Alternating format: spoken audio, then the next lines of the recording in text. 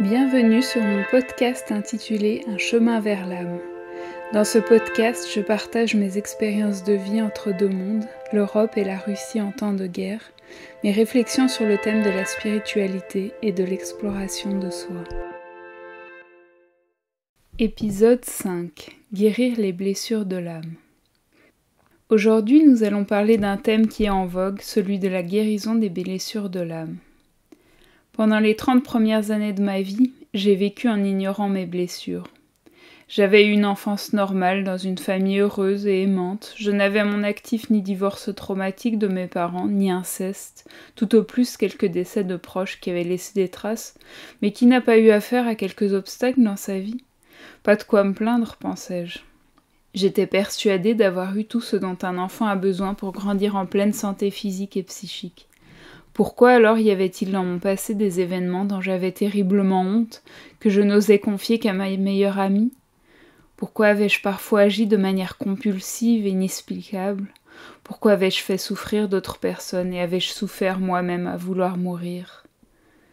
Pendant 30 ans, j'ai préféré ne pas toucher à cette boîte noire du passé, jusqu'à ce que la vie me force à réexaminer mes blessures, afin de guérir et de pouvoir ainsi devenir une meilleure version de moi-même. Cela vous rappelle quelqu'un ? N'avez-vous pas été tenté d'enterrer ce qui fait mal, de cacher ce que vous ne pouviez pas accepter en vous-même, en un mot, de faire comme si de rien n'était ? Si vous aussi vous cherchez à combler vos failles et guérir de vos blessures afin d'avancer vers la lumière, vous êtes au bon endroit. Je tiens à préciser que ce podcast sera principalement basé sur mon expérience de guérison et sur les outils de spiritualité et de développement personnel qui m'ont aidé dans ce processus. Si ces outils vous intéressent, vous pourrez les explorer par vous-même grâce aux liens offerts en barre d'infos et aux nombreuses vidéos qui existent à ce sujet. Ce qui distingue mon approche est qu'elle est basée sur une pratique spirituelle. Ce qui m'a poussé à soigner mes blessures, c'est la rencontre avec ma flamme jumelle qui est maintenant mon mari. J'en parlerai plus en détail dans une prochaine vidéo. Mais cela aurait pu être n'importe quelle rencontre amoureuse dans le fond. Car c'est souvent dans la relation amoureuse que nos failles apparaissent de la manière la plus douloureuse, et c'est lorsque nous sommes confrontés à l'échec ou à la souffrance que nous prenons conscience de la nécessité de changer. Qu'est-ce que la spiritualité vient faire dans tout cela, me direz-vous ? À partir du moment où vous vous engagez dans un parcours spirituel et demandez à guérir vos blessures, le ciel vous envoie des situations qui vous font prendre conscience de vos blessures, mais aussi des outils pour les guérir. Dans cette vidéo, je vais vous donner quelques exemples issus de mon expérience dans le domaine des blessures émotionnelles, des héritages transgénérationnels et des peurs. Ce parcours, je tiens à le préciser, ne remplace en rien des séances de psychothérapie ou de psychanalyse. Au contraire, idéalement, les deux se complètent, comme cela a été le cas pour moi. Mais je veux vous montrer comment vous pouvez adopter une approche proactive dans votre guérison afin de minimiser l'aide extérieure dont vous aurez besoin. Tout d'abord, je voudrais commencer par une question qui peut paraître évidente, mais qui ne l'est pas. Pourquoi vouloir guérir ces blessures d'âme ? Après tout, beaucoup de gens vivent toute leur vie sans même s'interroger à ce sujet, et l'idée d'aller voir un psy les rebute. « Je ne suis pas fou » est une excuse que beaucoup utilisent pour ne pas avoir à se pencher sur leurs problèmes psychiques et les blessures qui les ont causés. Pour dire les choses aussi simplement que possible, guérir ses blessures, c'est abandonner ses peurs. « Mais je n'ai pas de peur », peuvent m'objecter certains. En réalité, nos peurs se manifestent à différents niveaux et influencent notre comportement de multiples manières. Derrière la jalousie vis-à-vis de son conjoint, il y a la peur de le perdre et d'être abandonné. Derrière la difficulté à changer ses habitudes, il y a la peur du changement, la peur d'être perdu dans une situation nouvelle. Derrière une excessive gentillesse et serviabilité, il peut y avoir la peur d'être rejeté ou humilié, etc. Nous avons tous dans nos vies des événements qui tendent à se répéter. Sur le plan amoureux, il peut s'agir de ruptures difficiles, d'infidélités subies ou commises, de difficultés à s'engager, difficultés à faire durer une relation, dépendance affective, relations abusives, avec un ou une perverse narcissique ou une personne violente. Au travail ou dans les études également, on peut retrouver des situations d'emprise et de domination avec un supérieur. Et même dans le domaine spirituel, on peut faire face à ce genre de situation, que l'on tombe dans une secte, sous l'emprise d'un gourou charismatique, ou qu'on soit victime d'un homme ou d'une femme de religion appartenant à une église établie. Toutes ces situations reflètent des fragilités internes, des blessures qui n'ont pas été guéries, et qui nous poussent donc à répéter des situations qui nous exposent encore et encore aux mêmes souffrances. Guérir une blessure, c'est donc agir sur un vaste faisceau de manifestations négatives qui affectent nos vies d'une manière ou d'une autre. Et le résultat, c'est que nos relations en ressortent plus apaisées, solides, équilibrées. Nous sommes en paix avec nous-mêmes et sortons de la dépendance affective et des relations abusives de toutes sortes. La deuxième question, qui vous intéresse certainement le plus, c'est comment guérir. Ici, je vais distinguer deux types de blessures. Il y a les blessures conscientes et les blessures inconscientes.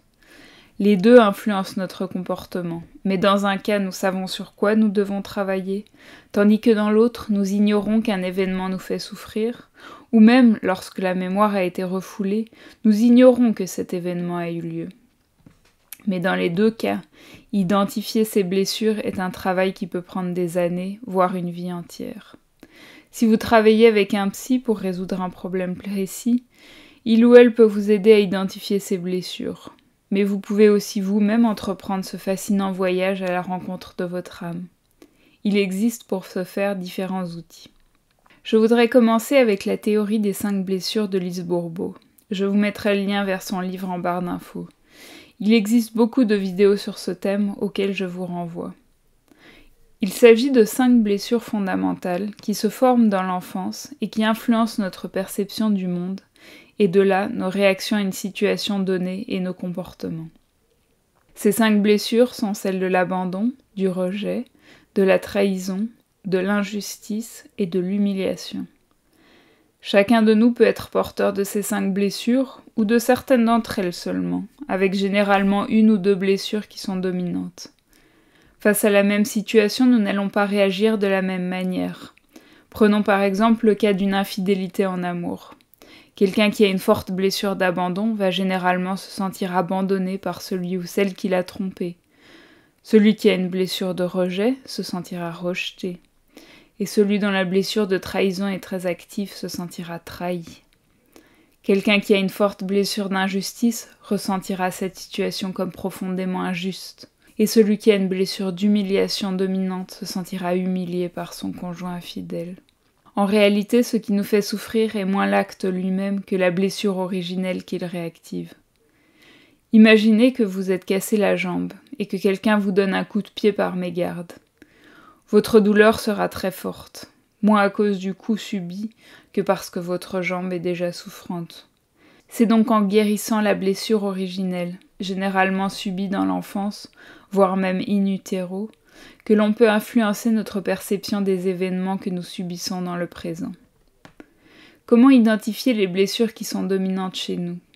Un moyen de le faire est de repenser aux grandes lignes structurantes dans notre vie, au moment où l'on a particulièrement souffert, et d'identifier les émotions ressenties à cette occasion.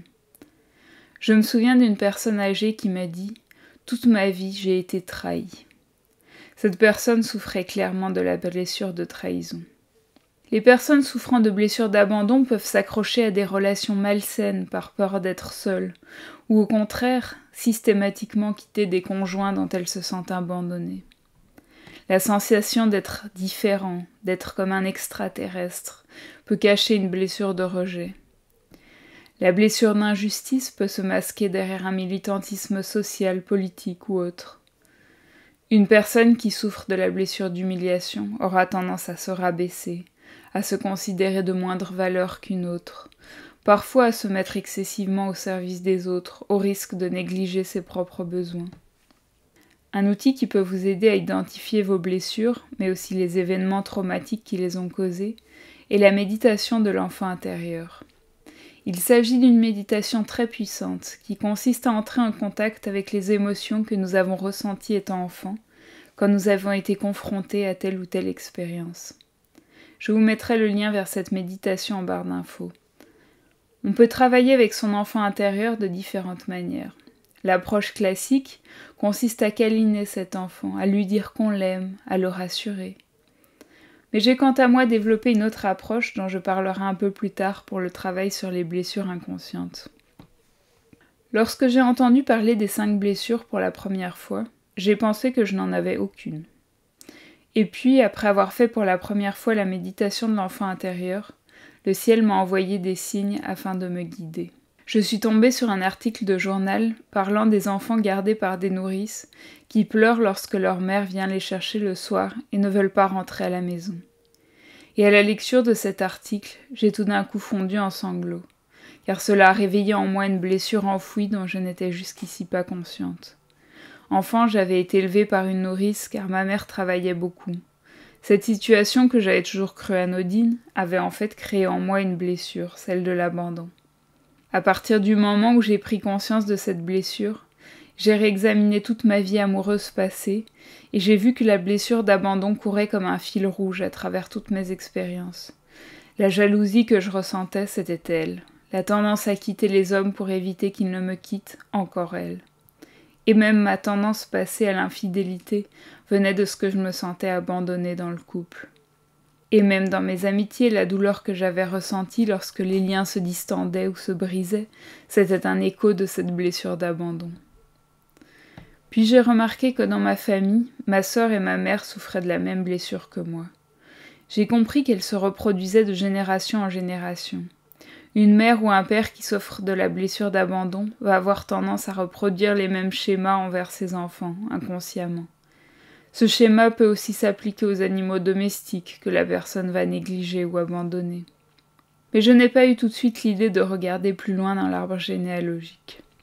C'est un jour où j'écoutais un podcast sur les héritages transgénérationnels avec Odile Bruckert, experte en ce domaine, que je lui ai entendu prononcer cette phrase qui m'a interpellée. Si vous avez la blessure d'abandon, cela peut signifier que vous avez un ancêtre qui a été abandonné par ses parents. Et tout d'un coup, j'ai eu l'impression de voir s'imbriquer la pièce manquante du puzzle. Mon grand-père maternel a été abandonné à la naissance par ses parents biologiques. Et même s'il a eu la chance d'être élevé par une famille riche et aimante, il a toute sa vie durant porté en lui cette blessure. Plus tard, il a été abandonné par sa femme, qui a trouvé un autre homme avec qui partager sa vie. Alors quoi d'étonnant à ce que tous ses enfants et nombre de ses petits-enfants portent en eux aussi cette blessure ? Afin de guérir ces blessures transgénérationnelles, Odile Bruckert propose un rituel qu'elle appelle le rituel de l'arbre. Il s'agit en fait d'écrire une lettre à l'ancêtre concerné, en utilisant certaines formules, et de brûler la lettre.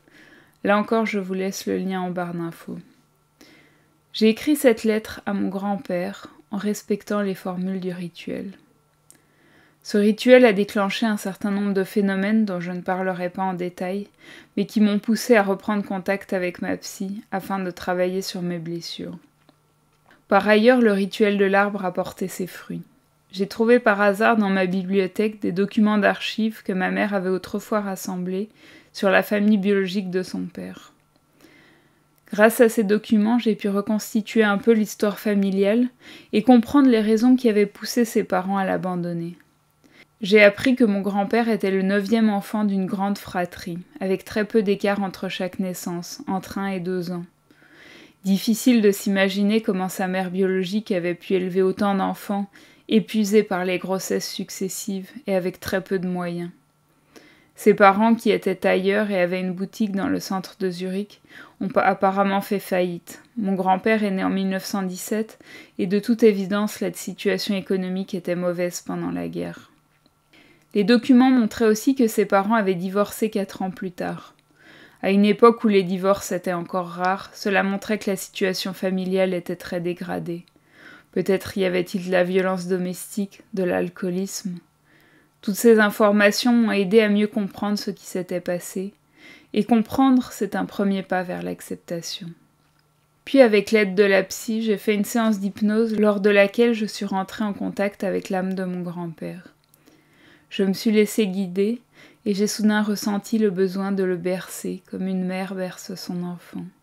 C'était très tendre et apaisant. Puis j'ai parlé avec lui de la douleur qu'il avait ressentie du fait de l'abandon de sa femme et il m'a dit qu'il lui avait pardonné. C'était un moment très fort de guérison de nos deux blessures, la sienne et la mienne. Le lendemain, alors que j'étais de passage en Suisse allemande, après être passée dans la ville où mes grands-parents avaient vécu, j'ai reçu un message de ma sœur. Elle me disait que la nuit précédente, elle avait rêvé de notre grand-mère et que celle-ci l'avait prise dans ses bras pour un câlin. Je pense qu'il ne s'agissait pas d'un rêve ordinaire, mais d'une visite de l'âme de ma grand-mère. Il faut dire que ma sœur avait tout juste 9 ans quand elle est décédée, et ne l'a que peu connue. C'était la première fois qu'elle rêvait d'elle.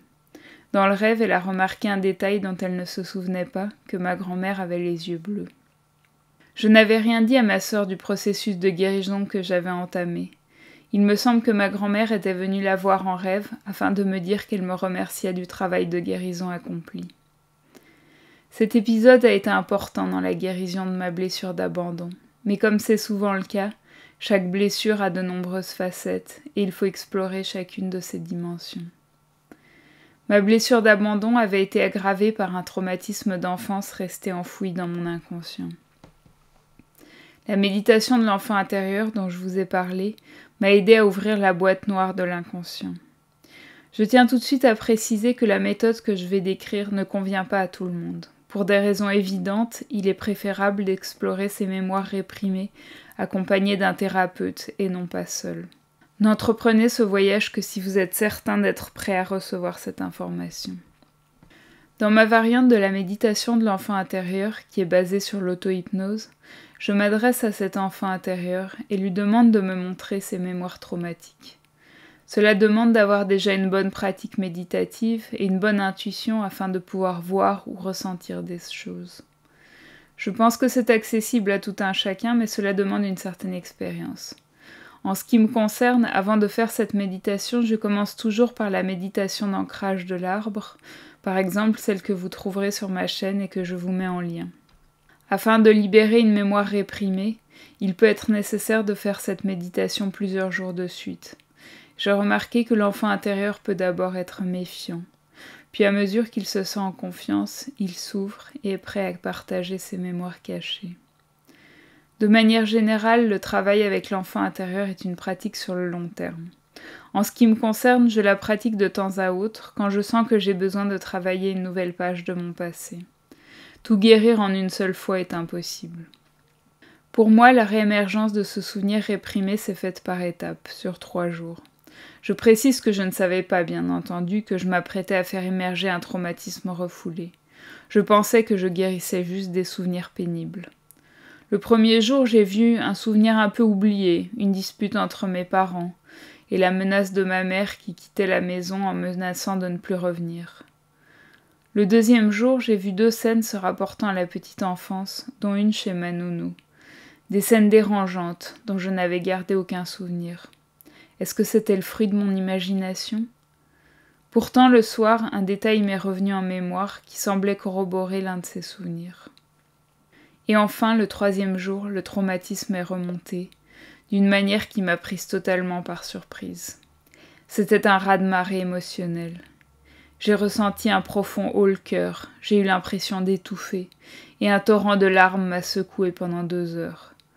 Au cœur de cette tempête, j'ai compris que j'avais été victime d'un abus sexuel, dont je venais de revivre les sensations, et dont les émotions remontaient à présent à la surface. Après cela, j'ai décidé de faire appel à une psy pour traiter ce traumatisme. Il m'a fallu environ 2 ans pour faire ce travail, et encore je ne peux pas dire que j'ai complètement guéri. À intervalles réguliers, la vie me remettait au travail car ma blessure était réactivée par un événement que je vivais. La campagne sur l'inceste et les abus sexuels subis par des enfants, qui a commencé début 2021, me mettait sans cesse face à de nouveaux récits d'abus qui réactivaient ma blessure. Cela peut d'ailleurs être un bon indicateur d'un traumatisme enfoui. Si vous avez tendance à lire ou regarder de manière compulsive des vidéos sur un sujet qui en apparence ne vous concerne pas, cela peut cacher quelque chose. Pour ma part, avant même que mon souvenir ne réémerge, je prenais très à cœur le thème du viol et en particulier de la pédophilie. De même, le thème des abandons d'enfants me touchait beaucoup. Et ce n'est pas un hasard si ma mère, enfant, m'a fait lire beaucoup d'histoires sur des orphelins, tels que Sans famille d'Hector Malot et Oliver Twist de Charles Dickens. Ainsi, inconsciemment, elle me transmettait sa blessure d'abandon. Je ne rentrerai pas dans les détails de mon travail de psychothérapie, mais ce qui est certain, c'est que sans cette méditation de l'enfant intérieur, je n'aurais pas su que ce traumatisme était enfoui en moi. Et pourtant, il existait beaucoup de signes qui, avec le recul, montraient qu'il y avait un problème, en particulier dans mon adolescence et dans ma vie amoureuse de jeune adulte. Mais ces manifestations de mon traumatisme étaient inexplicables tant que je ne savais pas ce qui les avait causées. Ainsi, en faisant ressurgir cette mémoire et en la traitant, j'ai pu accepter les parts d'ombre de mon passé, certains épisodes de ma vie dont j'avais honte. Mais surtout, mon travail psychologique m'a permis d'être beaucoup moins vulnérable dans les situations que je perçois comme situations d'abandon. Même si bien sûr il reste encore du chemin à faire vers une guérison totale. Peut-être même celle-ci n'est-elle pas possible. J'aimerais terminer en abordant un dernier outil de guérison, cette fois-ci sur le plan énergétique. Il s'agit des protocoles énergétiques de Natasha Callestreme, qu'elle présente dans son livre intitulé « La clé de votre énergie », dont beaucoup d'entre vous ont sans doute entendu parler. Il s'agit tout d'abord du protocole numéro 5 de recouvrement d'âme après un choc. Lorsque nous vivons un profond traumatisme, une partie de notre âme peut se détacher.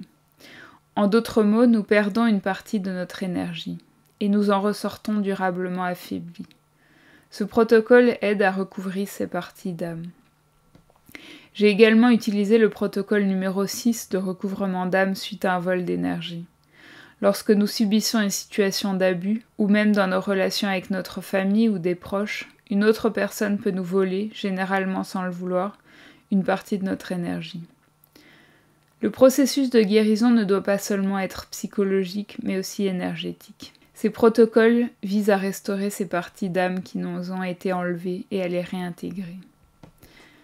Lorsque j'ai redécouvert ma mémoire d'abus sexuels, j'ai été tentée de revenir dans cette mémoire plus d'une fois pour essayer de comprendre ce qui s'était passé. Et c'est là que s'est opéré un recouvrement d'âme qui s'est produit de manière intempestive. C'est quelque chose de très perturbant lorsque cela se produit ainsi, et j'ai eu besoin de l'aide d'une énergéticienne pour rééquilibrer mon énergie. Lorsqu'on le fait volontairement par l'utilisation d'un protocole, on peut faire en sorte de nettoyer cette énergie et de la réintégrer de manière harmonieuse. Les protocoles énergétiques peuvent aussi être utilisés pour un travail transgénérationnel. Par exemple, j'avais identifié que ma blessure d'injustice provenait de ce que les ancêtres de mon père avaient été défavorisés lors du partage d'un héritage. J'ai donc travaillé à guérir le lien énergétique avec ces ancêtres, et depuis je souffre moins de ma blessure d'injustice. Lorsque l'on apprend à méditer et à se laisser guider dans nos méditations par notre intuition, on peut être amené à créer de nouveaux outils de purification et de guérison adaptés à chaque situation, et ce par le biais de la visualisation. Je vais vous donner un exemple dans le domaine des peurs. Nos peurs et phobies sont le produit direct de nos traumatismes. Mais nous ne voyons pas forcément les blessures qui se cachent derrière, surtout si ce sont des peurs qui sont très courantes. J'ai ainsi pris conscience que ma phobie des araignées était apparue suite à mon expérience d'abus sexuel.